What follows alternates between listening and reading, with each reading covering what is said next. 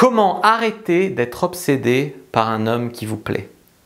Bonjour à toutes, c'est Fabrice Julien, coach et auteur, notamment auteur du livre Le trouver, le rencontrer, le garder. Dans cette vidéo, on va voir comment arrêter d'être obsédé par un mec qui vous plaît. Peut-être que vous êtes aujourd'hui trop vite obsédé par le potentiel de ce que ça pourrait être avec un gars. Dans mon académie de la séduction, je parle avec beaucoup de femmes qui ont des situations diverses et variées, et ce scénario revient excessivement souvent en vérité. Vous voyez, c'est que, je sais pas, vous rencontrez un mec, vous avez un ou deux rendez-vous avec lui, vous êtes déjà au mariage avec les enfants. Ou alors vous échangez un regard avec un gars et vous vous faites des films d'une vie avec lui. Peut-être même que vous lui avez jamais parlé, que vous demandez à une de vos amies ou à un pote en commun des renseignements sur lui, quel est son nom, quel est son numéro de téléphone, etc. Et qu'au final, vous lui avez jamais parlé, mais vous êtes dans votre tête, vous vous êtes bâti une obsession autour de lui, vous vous êtes rendu folle autour de lui et enfin lui vous connaît pas et vous savez toute sa vie, quoi. Et peut-être qu'il y a un gars dans votre vie où il réagit d'une façon chelou. Par exemple, il ne vous envoie pas de texto pendant deux semaines, ou quand vous lui dites quelque chose, il vous dit qu'en fait, il ne veut pas de couple, ou alors, en tout cas, il fait un truc super chelou, et vous racontez l'histoire comme quoi, en fait, il fait ce truc chelou pour vous séduire, tu vois. Tu vois, par exemple, je reprends l'exemple, qui ne t'écrit pas de message pendant 2 semaines, tu vas te dire, c'est une technique de séduction, c'est parce qu'il est dingue de moi, il essaye de voir si ça me rend folle de ne pas m'écrire. Vous voyez jusqu'où le cerveau peut réécrire les faits pour vous mener en obsession, et que tous les obstacles qui pourraient en fait vous délivrer de cette obsession, vous dire mais attends, c'est pas normal son comportement, je suis en train de me fourvoyer, non, vous arrivez même à les réécrire, ces faits, pour rester en obsession. Et dans l'académie, je vois des femmes qui viennent dans l'académie, ça fait 6 mois, 1 an, des fois 5 ans, qu'elles sont en obsession sur un gars, mais le gars il est passé à autre chose depuis 3 lunes, et elles non. Et elles en sont toujours, tu crois qu'il va me rappeler? Ah non, je pense pas. Non. Alors il y a des femmes qui se renseignent à fond en stalkant les réseaux sociaux d'un mec, ou comme j'ai dit, en se renseignant à fond par des amis communs, mais qui n'ont jamais parlé à ce gars, mais elles connaissent toute sa vie. Laissez-moi vous dire quelque chose de clé. Trop de temps et trop d'énergie perdue pour rien. Respectez-vous. Ce n'est pas comme ça que ça marche, et ce n'est pas comme ça que ça devrait marcher, les relations entre les hommes et les femmes. Il y a plusieurs soucis qui se mélangent, d'accord, quand les femmes vivent ce genre de situation. La première, c'est que vous vous projetez beaucoup trop vite, non pas vis-à-vis de ce qu'est vraiment cet homme, mais vis-à-vis de ce que vous aimeriez qu'il soit. Même si vous êtes allé à 3 rendez-vous avec lui, vous ne le connaissez pas. Enlevez-vous ça de la tête. Vous ne le connaissez pas. Vous vous projetez trop vite au lieu d'accepter de voir qui il est vraiment. Vous projetez trop vite, et puis comme vous voulez que ce soit en accord, s'il ne vous envoie pas de message, vous allez vous raconter que c'est une technique de séduction, au lieu de vous dire qu'en fait c'est qu'il n'est pas si motivé ou qu'il voit d'autres femmes. Voilà. Donc arrêtez de vous projeter si vite, acceptez que ça va prendre un peu de temps de rencontrer quelqu'un. Il n'y a pas de raccourci. Donc un mec qu'on connaît depuis 2 heures, on ne se fait pas de film, on verra plus tard. Et aussi accepter de voir ce qui ne va pas. Le mec te dit un truc chelou, le mec fait un truc chelou, ne l'ignorez pas. Acceptez de le voir, d'accord? Et si vous n'êtes pas sûr qu'il a fait un truc chelou, posez une question. Demandez-lui d'expliciter. Il faut être sûr, quoi. Sinon, vous allez jouer aux devinettes et vous allez perdre des plombes. Ça, c'est super important. Souvent, un de vos problèmes, c'est que vous tombez en obsession comme ça trop facilement parce que vous ne faites pas assez de rencontres. C'est clair, ça ne vous plaît pas. C'est rare un mec qui me plaît. À toi de te créer les opportunités pour qu'il y ait plus de mecs qui te plaisent, qui viennent te voir. Sinon, c'est comme jouer au loto. Un mec qui te plaît, un ticket. Tu as combien de chances de gagner? Pas beaucoup. Tu vois? Donc, donnez-vous la possibilité de faire plus de rencontres. Dans l'Académie de la séduction, il y a toutes mes méthodes et tout pour faire venir à vous des hommes qui vous plaisent, qui sont votre genre, pour maximiser vos chances et pas vous engager n'importe comment au petit bonheur la chance, en fait. Vous engagez en ayant déjà trié avec qui vous le faites. Le problème, c'est que vous ne faites pas assez de rencontres. Vous dites, c'est rare un mec qui me plaît, et donc vous avez tout de suite peur de le perdre, d'entrée de jeu, parce que vous ne faites pas assez de rencontres. Donc puisque vous avez trop peur de le perdre, Vous lui donnez tout le pouvoir, et en fait, rien. En fait, il n'y a que des illusions. Tu vois?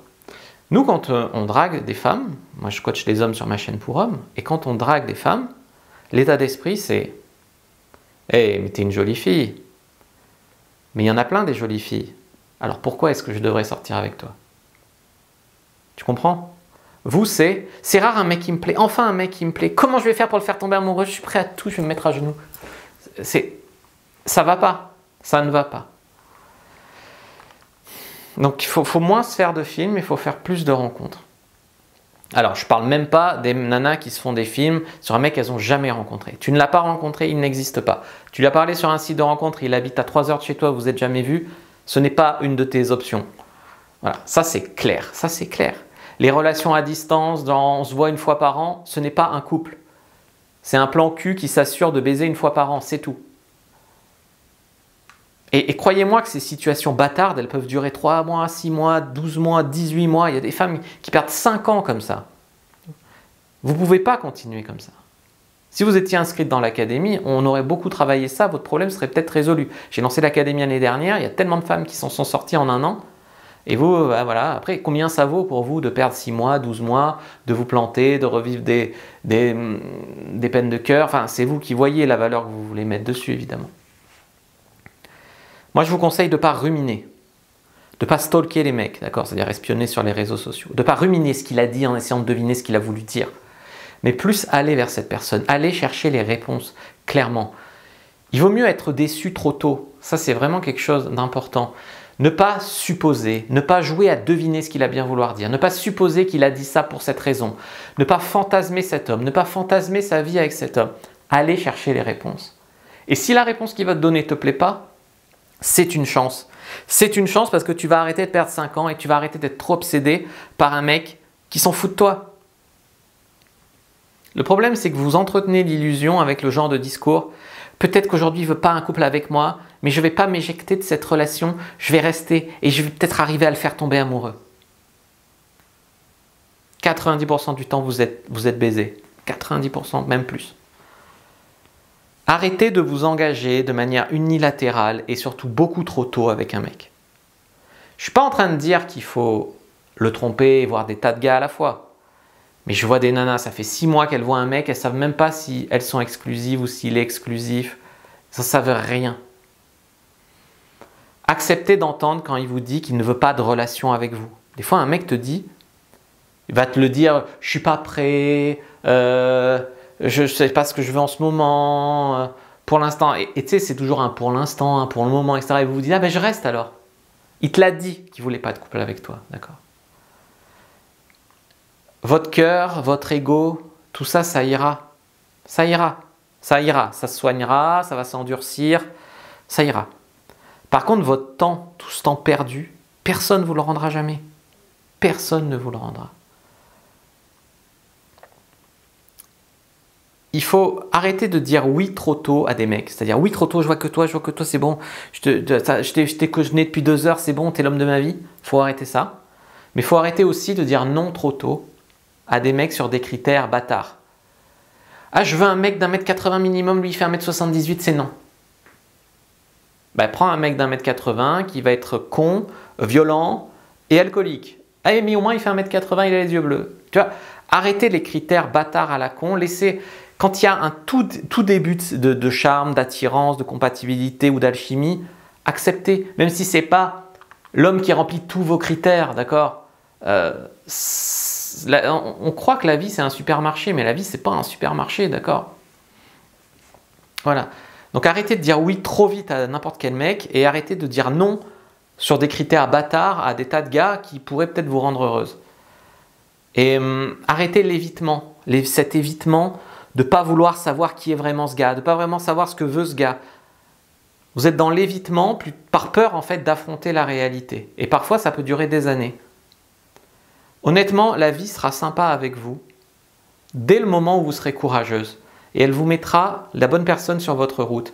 Par contre, si vous décidez d'éviter d'aller chercher les réponses, d'éviter de chercher sur des bons critères et continuer sur des critères bâtards, ben la vie vous punira ou en tout cas ne vous aidera pas. Il faut bien comprendre que vous êtes la personne que vous emmenez partout avec vous dans la vie.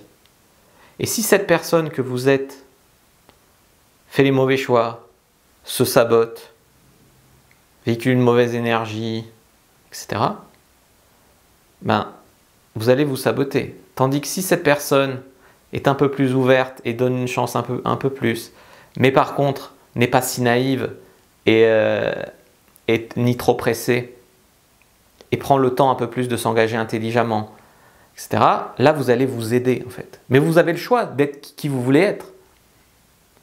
Il y a des femmes qui disent « Non mais moi je suis trop naïve, non mais moi je suis trop caractérielle, non mais moi je suis trop… » Vous avez quand même un minimum le choix. C'est pas je suis, c'est je fais, bon, souvent. Tu vois. Vous pouvez décider de faire de l'année prochaine, ou de cette année, la meilleure année de votre vie en séduction et en sexualité. Ou vous pouvez choisir que, sauf coup de bol énorme comme gagner au loto, vous allez continuer à perdre du temps, des déceptions, des peines de cœur, des histoires bâtardes qui finissent mal, etc. Moi, je vous donne rendez-vous dans l'Académie de la séduction, où je vous donnerai une formation en ligne qui dure 5-6 mois. Vous en sortirez changé. Alors vous dites, oui, mais moi je veux mon mec tout de suite. Travaille sur toi 6 mois et trouve le bon. Si tu avais commencé l'année dernière, ça serait déjà fait. Et puis en plus, je suis là pour répondre à vos questions, pour vous accompagner, etc. dans l'Académie. N'hésitez pas à liker, commenter, partager. Moi, je vous dis à bientôt. Et que le Dieu de la séduction soit avec vous, les amis.